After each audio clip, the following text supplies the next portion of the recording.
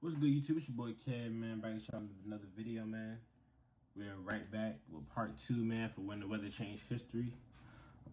Hurricane Katrina. We're not gonna get right into part 2. Part 1 is literally actually uploading as we talk. You know what I'm saying? So y'all make sure y'all get ready for that. You know what I'm saying? But yeah. Make sure y'all like, comment, subscribe, bro. Especially if you're new to the channel. More videos coming. You know what I'm saying? We ain't stopping no time soon. And let's get this shit going. Yes, sir. And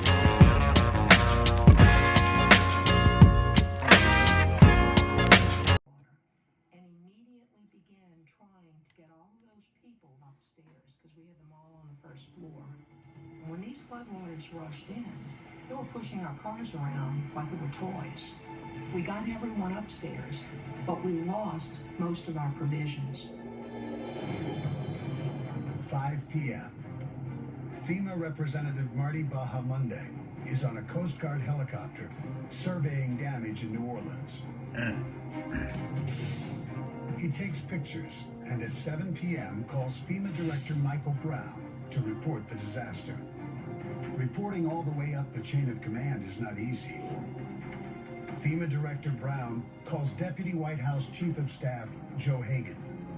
But neither the President nor the Department of Homeland Security Chief Michael Chertoff act on those reports until the next morning. Bureaucratic changes after 9/11 have complicated the process. FEMA is now part of Homeland Security. Before FEMA got thrown into Homeland Security, it had been in the White House, and that is clout. That means that somebody, usually the person who had that job, was a friend of the president. And that person can walk down the hall and say, we've got a problem here. Finally, Tuesday evening, August 30th, nearly 24 hours after Marty Bahamonde reported massive levee breaches, Chertoff formally invokes the National Response Plan, making the disaster a federal priority. Mississippi's road to recovery is another story. We seem to be well coordinated down here. After some initial glitches, we seem to really be able to focus on the issue, and I do think Mississippi came out ahead. The recovery effort has moved into high gear. Disaster relief workers cut through downed inland trees and begin to clear wreckage in coastal towns ravaged by Katrina. But media attention is focused on Louisiana as TV networks begin to broadcast pictures of a still worsening crisis. Failed levees have left 80% of the New Orleans area underwater. In the city alone, nearly 200,000 homes are submerged. Thousands of people are stranded in attics. I've seen that picture before. That's what that picture I've seen. Some try to navigate through the water. Others wait at the Superdome for help. Camellia Grill server Marvin Word Day safely got out of the city to Fort Worth, Texas. Now, he and fellow evacuees are heartsick over what they see on TV. No matter where you was, you felt it, and just, you wanted to come back home, and everybody was in the hotels crying. It was sad. It was a very sad moment. The floodwaters keep coming. At Chalmette High School, water rises to the second floor. The floodwaters leveled to about 8 feet, which was well over my head, just under the overhang. People were trapped on their rooftops, and the boats came bringing them to us, and we pulled them in through the second floor windows of the school. In 90-degree-plus heat, the number of those seeking shelter at Chalmette skyrockets from 250 to more than 1,200 people. They have no power, dwindling water supplies, and almost no food. Only 4 hospitals in New Orleans remain open. One of them is Oxnard Hospital in Jefferson Parish. The flooding, even though we're 6 miles from the epicenter, came up to our front door. We had a hospital full of inpatients, and no water, no electricity, no sewer, very little food. In Biloxi, Mississippi, surge waters have heaved floating casino barges onto coastline homes. Miles of oceanfront towns have been wiped clean. Highway 90 along the coast is decimated. The one bright spot is that surge waters have receded and recovery can start. Power tools and gas-powered generators rev into high gear. I think there was more of a pick up your bootstraps and get to work attitude in Mississippi. And I saw people outside with chainsaws. People were outside with rakes and chainsaws trying to do what little they could. While residents get to work, local, state, and federal agencies in both states struggle to mobilize. Most communications are either down or operating on incompatible band frequencies. In Louisiana, conditions at the Superdome are deteriorating. We are human beings, and they're treating us like we're criminals. Even the famous Mike Brown was the head of FEMA at the time, really expected buses to be delivered to the Superdome and to the convention center for the evacuation very quickly, and those buses didn't come. Had buses arrived as That's first fucked up. promised, thousands could have escaped. By Tuesday, rising floodwaters have all but sealed off the city. Wednesday, August 31st, 2 days after Katrina made landfall, President Bush cuts his holiday short and flies over Louisiana. He surveys the flooding from aboard Air Force One. For those on the ground, it's beginning to feel like a war zone. I've often thought this is what it must be like to cover a war, except that people who cover wars get nice homes to return to. Our war came to us. There were really three separate disasters. One was the hurricanes, the natural disaster. The second was the failure of the levees to do what they were supposed to. And then the third was the bungled response.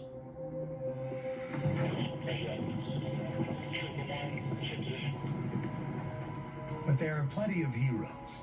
The Coast Guard, Fish and Wildlife Services, and a band of volunteers called the Cajun Navy have been performing rescue missions from the air and water. Their efforts will save thousands of people.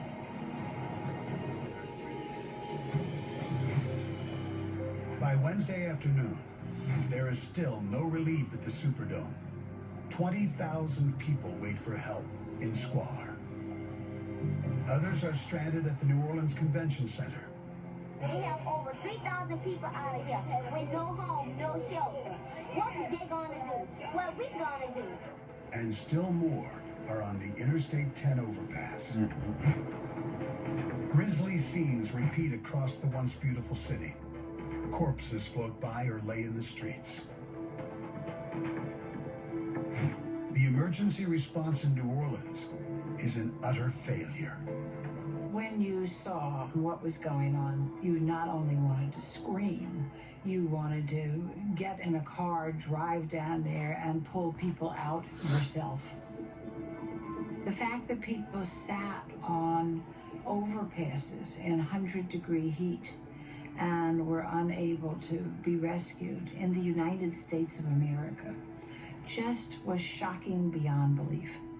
While most of the American people were watching images of people in downtown New Orleans who were in the Superdome or the convention center, we were sitting here at the school and no one came to Ain't us. like motherfuckers just didn't care. It's fucked up. I thought we were living the life of Job. You know, it was flood, fire, brimstone, you know, you name it, it was happening. And we had to rebuild it.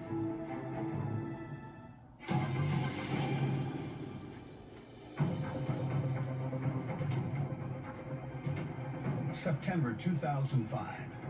2 states have suffered horrific but different consequences from Hurricane Katrina. Mississippi's coastline has been largely swept away by surge waters. The hurricane claims more than 200 lives. Damn. In Louisiana, flooding drowns one of America's prized cities. The death toll in Louisiana will eventually rise to more than 1,500. Damage estimates put the price tag at $81 billion. It will become the costliest natural disaster in American history. Economic losses from crippled oil, shrimping, and tourist-driven industries increased the total by millions each day. Katrina's economic, psychological, and political ripple effects are being felt around the country. Slow rescue and recovery efforts spark outrage. Over 1,500 people, bro. I know it's out there. I know there's volunteers that are probably begging to get here just to help. What's the problem? Friday, September 2nd. On the ground in Alabama, President Bush appears unaware of any slow government response. Instead, he commends FEMA and its director, Michael Brown, for their efforts. Brown, you're doing a heck of a job.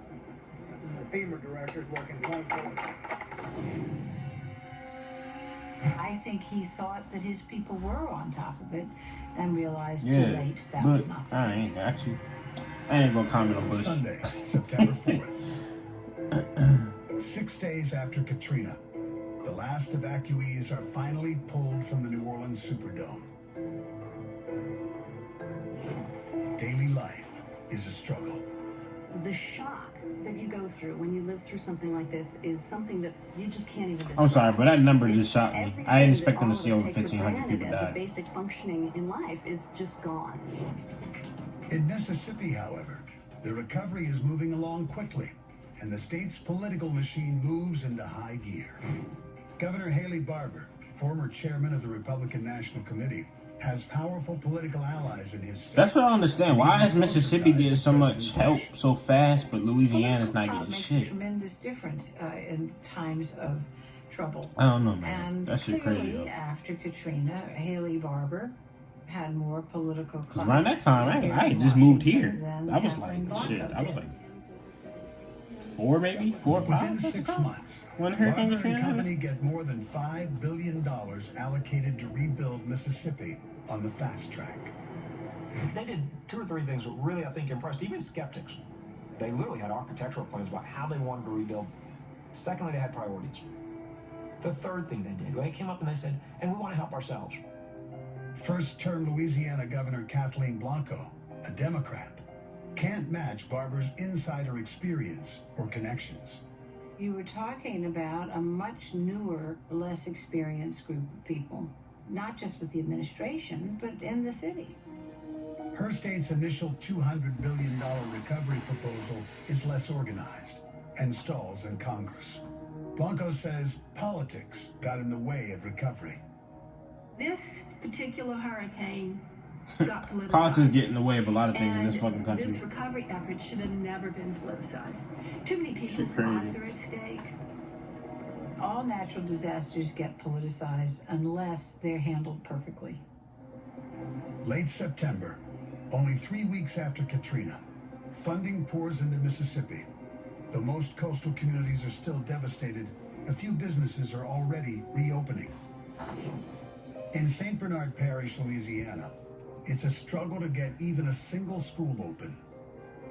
FEMA informs Superintendent Doris Vaudier that out of the 18 schools in her district, it might be possible to get one open by March 2006. That's when I said, basically, to heck with you. We're going to do it ourselves, and we're going to send you the bill. We located classroom trailers in Georgia and in Carolina, and we had them shipped down. Without a dime of the government's initial emergency funds, the school opens nearly 4 months before FEMA's most optimistic projections. Both Mississippi and Louisiana are showered with love and help. And we have our ups and downs, as a country. We're kind of short-sighted and greedy. Magician. But in a moment of crisis, Americans got together and handled their business. The Big Easy benefits from many celebrities and famous natives. They lend a hand with ambitious initiatives to bring their neighbors home. New Orleans musicians, the very beat of America's soul kitchen, are high on that list. Among them is Grammy Award winner Branford Marsalis, who launches the Musicians Village Project with longtime friend and fellow New Orleans native Harry Connick Jr. It was just the helplessness drove me crazy. The inability to do something. who do you blame? It's like, is that gonna save somebody's life? It's over, all right? It happened. What are we doing next? Musicians Village, this is gonna be it. I think volunteer work is the main backbone of the Musicians Village. The Musicians Village organization partners with Habitat for Humanity and gets substantial funding. We got enough money to build 80 homes, and when they saw what we did, See, this is what I'm talking about right here. Foundation gave us enough money to build 3. Somebody actually trying to do something, like Between 2005 and 2007, that has the charitable ability giving to in do this something, you area know. topped $6 billion. But as the outpouring of help continues, the finger pointing begins. There are demands to find out who is at fault. Within a month of Katrina's landfall, congressional and Senate investigations get underway. In February, it's are scathing. They demand reforms at every level. By 2007, New Orleans' iconic trolleys are rolling through parts of the city as Camellia Grill reopens for business.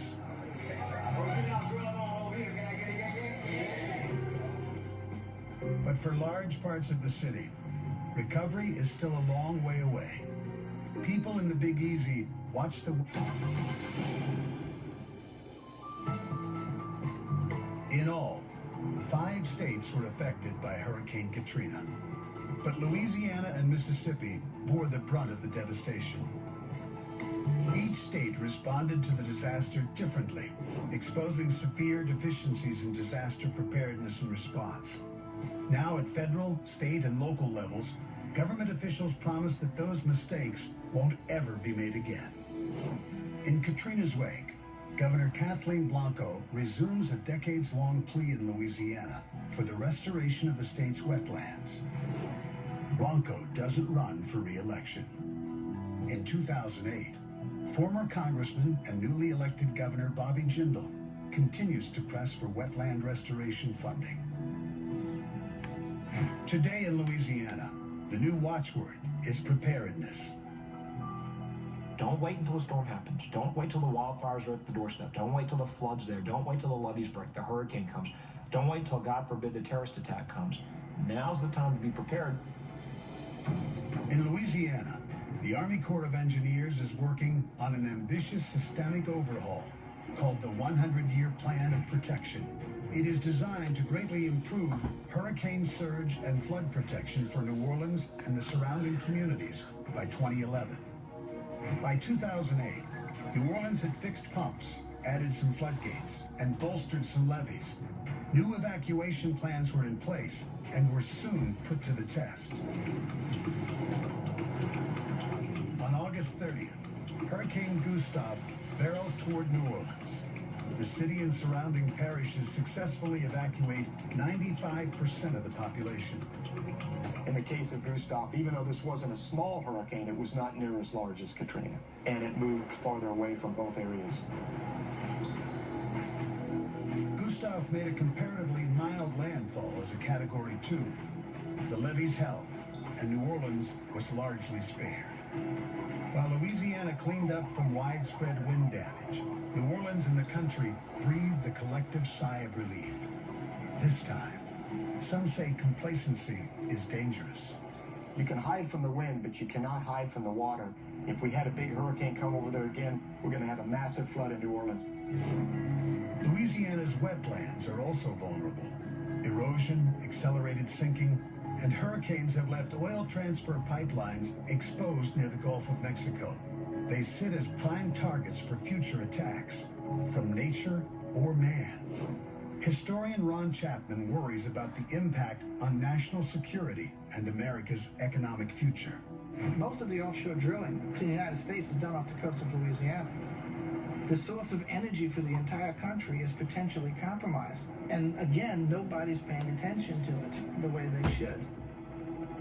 I think across the country, people look back at Katrina and say, that's what caused the country to start examining not only infrastructure to make sure that never again. Hey, Katrina, bro, that was a failure, bro. That's not inevitable.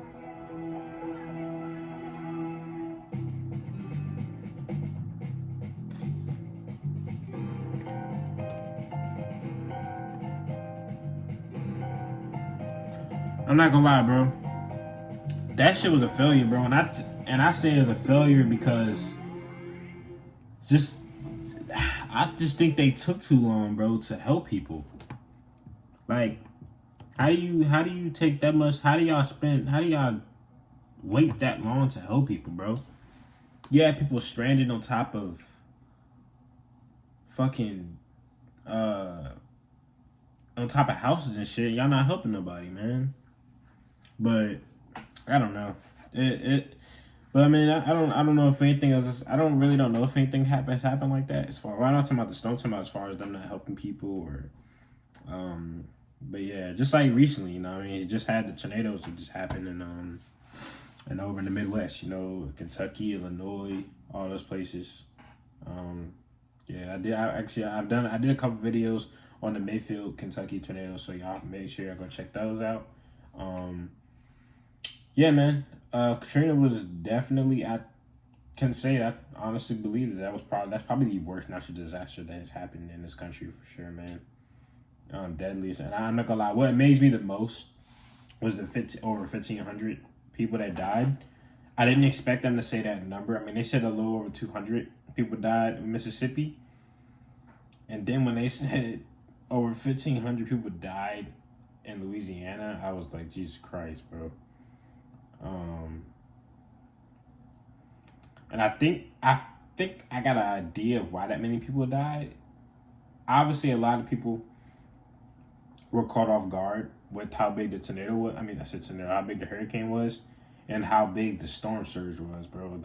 The water, because they even said in Mississippi, the water got to 32 feet. Y'all think about how deep that is. 32 fucking feet. Think about it. When you go to the pool, the highest the water goes is like 12 feet. When you go to the pool. Think about the water got to 32 feet, bro. Nobody's swimming in that. Especially with winds and shit. Like, bro. I think that what happened was the water rose really fast too. So you had a lot of elderly people and stuff like that. Yeah, man. That shit's crazy.